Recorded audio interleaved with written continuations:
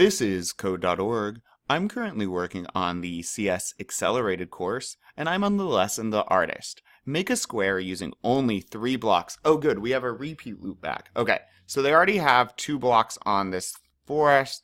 I guess by 3 blocks they mean a repeat in 2 other blocks. So remember what a repeat does. In this pink mouth thing, any block I put is going to happen over and over again. So right now, since this number is 4, I would move forward and draw 4 lines that are 100 pixels long. It would look like one giant line.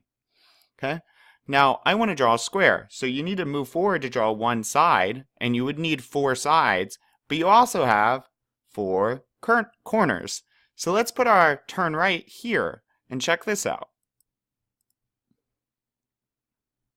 But cool. I can't wait to see what other stuff we're going to be creating with this new drawing skill thing.